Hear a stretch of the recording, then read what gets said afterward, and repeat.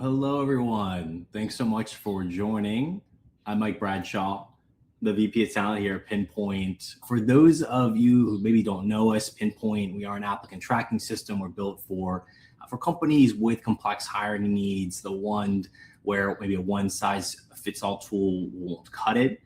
Today is certainly not a product pitch. Today, we want to talk about something that I know that every recruiter that I know and speak to is wrestling with right now, which is how to actually use AI in hiring right now without losing the plot.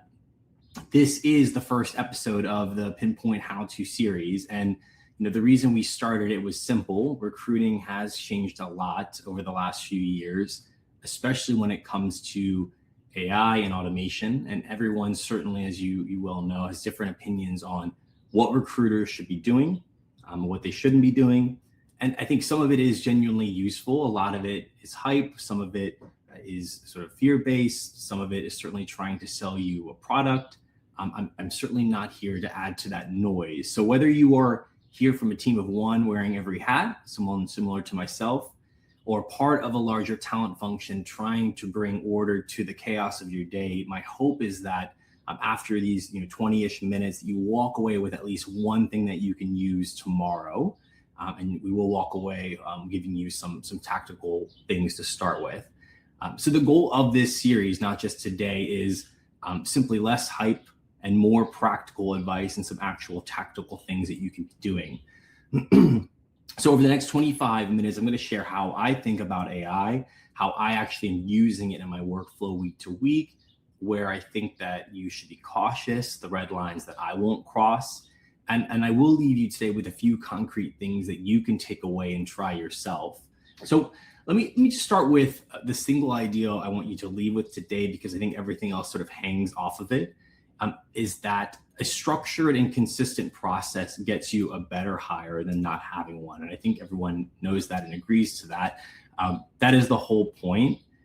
It's not speed, it's not cleverness or hacks. It's a clear, repeatable, structured process. And AI, when you use it well, is simply what lets you run that process at scale for every candidate without cutting corners. And so that's the frame for everything that follows. And I'm going to share my view on this with essentially 5 points. One is that the recruiter stays at the center of hiring. We are not the casualty of AI. We are the center of it. AI should help you become faster and more consistent and better informed than you've ever been before. But the human makes the decisions and owns the outcome. The tool serves the recruiter. It does not replace them. And the second is the AI debate in hiring. I think a lot of times is mostly about features, which model is the biggest, whose demo is shiniest. And I think in some cases it misses the point. The real constraint in a lot of instances isn't model quality, but it's actually the adoption.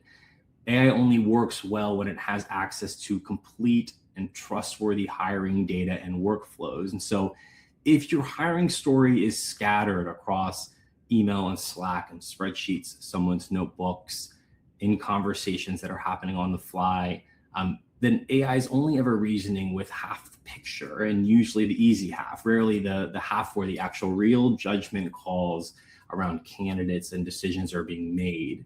And so I think the teams that will do well with AI and adoption aren't the ones with this sort of cleverest tools or the biggest budget. They're the ones whose processes actually lives in one place, so that AI can see the whole thing. And that's why I spend less time worrying about which model is maybe sort of the best or what sort of has come out most recently, and more time making sure that the work actually lands in our system. And I think if you get that right, almost any decent AI becomes useful. If you get that wrong, and the best tool, the most clever and most updated and fastest model in the world is just really guessing and inferring.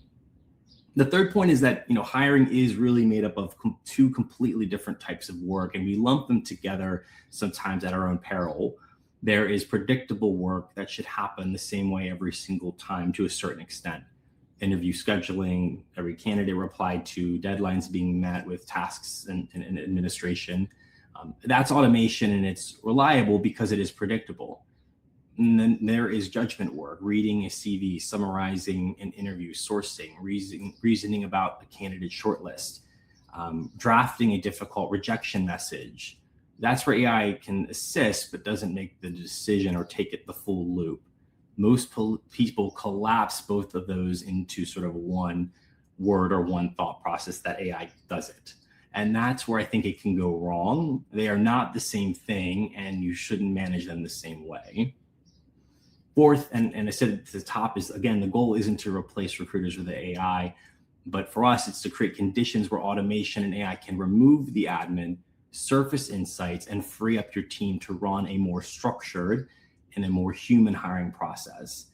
The dream isn't fewer recruiters, it's recruiters who finally have time to do the parts of the job that they have never had time to do well or well enough, or to dive deeper into in the way that they would like to. And five, the line that I'll keep coming back to all session is that AI does the work, human makes the call, closes the loop every single time. That's the test I run through. If a step in my process ends in a decision about a person, a human makes that decision, full stop. I want to get practical and talk about how I'm actually doing this day to day, but I think I want to name something that's happening underneath it that's really interesting, because it quietly, I think, changes what we're even optimizing for. AI is certainly making the traditional signals a lot of us have always leaned on, the resume, the cover letter, they're making them far less reliable. And so a lot of companies are screening with AI, candidates are applying with AI, the resume is polished, the cover letter is AI written, our first pass is AI scored. And so both sides of the table have the same tools now. And the honest truth is nobody's quite sure what feels real anymore. And candidates feel that uncertainty just as much as we do, and probably more so. We've read a piece recently about job seekers describing the experience as their robots trying to talk to our robots. And that line stuck with me because it's exactly what bad, over-automated hiring can feel like from the other side of the table. And you could certainly panic about that. A lot of people are, and I understand that. But I think in a way, with the right pivot, it can be maybe the best thing to happen to hiring in a long time. And the reason is when the easy signals get gamed, they stop being signals at all. The polished resume, the right keywords, the right university, the brand name logo on the CV. The AI sort of arms race burns down the lazy proxies we've been quietly leaning on for years. And so the resume essentially becomes a weak signal. And the real question is, what signal do you trust instead when you think about how you assess candidates? And the thing to watch for is that AI in your hiring process can actually be sort of an optimist. Left to its own devices, it rewards polish, the right keywords, the familiar logo. And so your process has to be the skeptic, the thing that demands proof instead of presentation. And because I think when you strip those proxies away, what's left is, again, the only question that has ever really mattered. Can the person fundamentally do the job? That's essentially skills-based hiring, focusing more on skill and evidence, structured assessments rather than pedigree, the right companies, the right words, the right degree, how you or the hiring manager might perceive polish. Done correctly with the right pivot, this is not making hiring worse, but can actually force the function to make it better. It punishes sort of lazy proxy-based screening. It rewards the teams who already knew what good actually looks like in their company before, and builds a process to test for it. And I think it's helpful to maybe sell teams that are asking the question, what do I do about candidates using AI? If AI is going to be part of the job, which I think for most jobs, I think is probably fair to say to a certain extent, it's going to be, you should let them use it on the assignment in their application. Watch them work the way they will actually work and score the judgment and the output, not whether they typed it unaided. The escalation, I think, here is not necessarily a threat to good hiring, but can be a push towards it if we pivot correctly. I want to talk about how I'm actually doing that pivoting and how I'm actually using AI to a certain extent every single day. And we'll give you some practical use cases. As you go through them, you can see a pattern. It's the same every time. AI drafts or scores or surfaces something. I review and I decide. One just quick word on how it's wired in case it's useful. I run Most of it right now through call it on my desktop, connected to the tools I use every single day. Pinpoint, of course, our applicant tracking system, our sourcing platform, email, calendar, Slack, Notion. Nothing irreversible ever happens without being in the loop. And the first thing is intake and role design. This is turning the hiring manager conversation, this 45-minute to an hour conversation, into a structured hiring plan. The kickoff call is where every search is won or lost. It's can be a chaotic 45 minutes. The manager has a decent idea of what they want. You're scribbling notes down, asking tons of questions, going 3 or 4 layers deep. And depending on how well that call went and how meticulous you were, 3 weeks later, depending on how it went, you may be sourcing against a job that you maybe only half understood, or how well your notes were, or how much you remembered or were able to sort of get from that. So recording that conversation, right, with a note taker, of course, AI turns it into a hiring brief, the must-haves, the deal breakers, the evaluation criteria, the target candidate profile, and even a first draft of the job description, the screening questions, the scorecard, a sourcing strategy, an ideal candidate profile, and sort of 5 versions of what that person could look like. I could also then connect it right to our ATS to pull in our last searches for maybe similar roles. We can look at our talent pipeline, other candidates we can surface. What did we learn last time we went for a partnership manager or an account executive? What went well, what went wrong?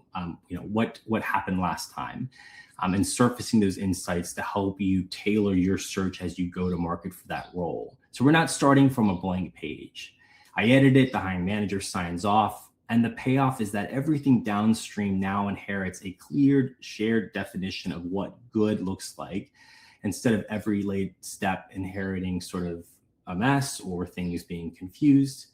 And because it's structured, the hiring manager and I end up going back and forth about the right thing, the actual definition on the role up front, instead of discovering 6 weeks later that we completely pictured a different person. The second thing is candidate prioritization. This is about me helping me focus my time on the sort of right candidates for that right role. So on application review, surfacing strong matches, prioritizing those inbound applicants.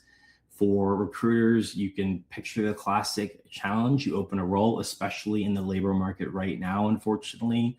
500 people apply for a role in 4 or 5 days. This is a common thing, even for a small company like us.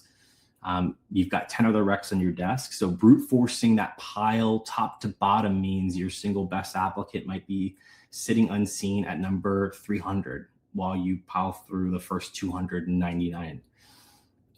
AI helps me sort that pile to a certain extent against the criteria we've already agreed at intake. The strongest matches in terms of what we're looking for in that moment are rise to the top. I look at them first. It's the difference between every candidate getting a timely look based on when they applied, based on their actual skills and experience on what we're looking for. What it is and isn't, I want to be clear about. It helps me decide to look at who's first. It does not decide who's in and who's out. Every candidate gets reviewed. I will look at them in short lists. I make the call. And the way that I keep it honest is that AI doesn't set the bar. I do with the hiring manager at intake. The model only applies the criteria we've already agreed on. There are only certain things that we will specifically screen for that we know the model can actually look at and review. And then those things are calibrated and tested for to make sure that it's actually accurate and consistent. It never tells me who to look at first. It never tells me who's out. It's never making decisions. There are clear guardrails that we're applying for when we're actually putting this in motion. And that's the whole point. It's helping me prepare. It's not replacing the decision. The third is creating sort of recruiting content. The use of the AI to produce the sort of first drafts of job descriptions, job adverts, outreach sequences. It helps me draft hiring manager updates and communications, candidate communications, all of that drafted in my tone and voice and the fraction of the time it used to take.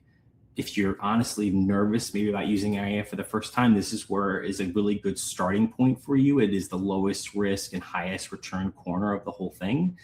No one's career gets decided because AI, wrote the first draft of a job advert, but you can claw back errors every week. It gets better and better as you train and prompt it, as it learns your voice and preferences, and you can put those hours back into really meaningful work over time. The fourth is reporting and insights. This has quietly become my favorite. It's using AI to understand what's actually happening in your hiring process, identifying off-track roles, pipeline reporting, hiring manager updates, spotting bottlenecks, surfacing trends and recommendations, and just sorting through large amounts of data very quickly. I can ask in plain English specific questions and get a real answer, instead of me pulling through lots of different sheets and insights tabs and things like that. It turns reporting from a chore that I can dread into a flow of a conversation.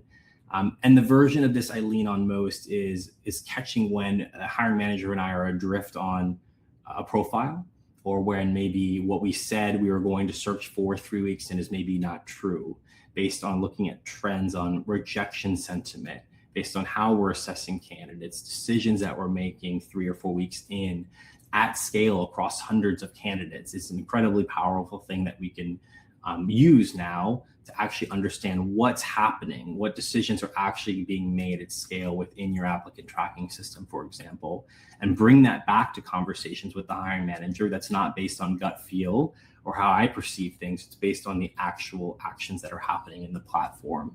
It's helping you make speedier decisions, surface that data very quickly, and have those conversations, get the role back on track, and then move on from there.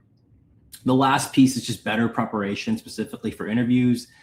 This is using AI to help hiring managers and recruiters show up more prepared, candidate summaries, stakeholder briefing notes, interview prep packs.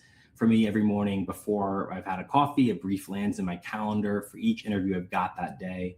A deeper dive into who the person is, their background, the context from any conversations I've had. So if I've sourced them from my email or over LinkedIn, for example, it is every person's getting assessed on the same criteria and there's standard questions, but it'll tailor the questions based on the things that they've said in their resume. So it can go sort of a layer down specific to their experience. So I can get more from that conversation with them. So I walk into every single interview really even a layer more prepared than I was before. And I can help prepare hiring managers and other interviews exactly the same way. And so that's set up one time and it just shows up in my calendar every single day. There's one big area we're not going to go into today. It's just massive, and there's a lot of surface area there, which is sourcing, finding candidates, right, going outbound. It's a big enough topic. It deserves its own episode. So a nod to it for now, but we'll come back to it. The through line across all 5 that I've shared, none of them replace recruiter judgment. Every one of them removes admin. It creates a structure, and all of them allow you to engage candidates quicker and more thoroughly. And you can see the upside of all of this, right? I'm getting more information and insights. I'm able to engage hiring managers, interviewers, candidates more effectively and more thorough, but with the same amount of time. I'm not spending more time in the intake call with the hiring managers. I'm not asking for more time with them on a weekly basis. My 30 minutes round initial interviews are not 45 minutes. It's the same amount of time. I'm just getting so much more, and I'm still the one ultimately making the decision just by using this tooling.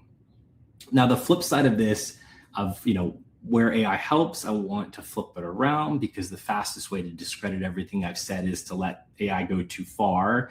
And so I want to just share just broadly just some top line, 3 red lines of things we won't let it do. One is don't let AI make any hiring decisions. No auto rejects, no auto advances, no automatic hiring decisions, of course, of any kind. AI informs the decision. The human makes it. A person owns every reject, every hire, is accountable for it. It's not just a principle, it's practical.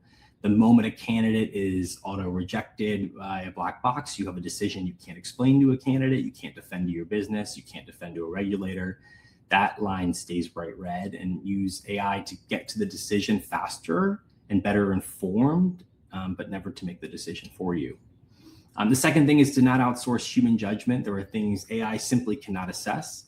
It cannot read someone's motivation. It can't gauge their integrity. It can't tell you whether they will truly thrive in your team or environment, or spot the potential in someone whose story isn't tidy on paper. Those things can only really come from a conversation between 2 human beings.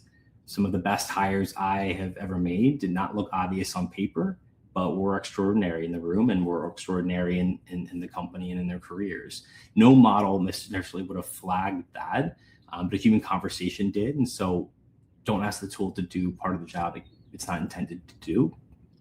And then red line 3 is don't set and forget. This is the one people miss the most. I think, AI needs calibration, auditing, and ongoing oversight. Left completely alone, it can drift, and worse, it can quietly bake in biased scales. You add in more prompts and add more things.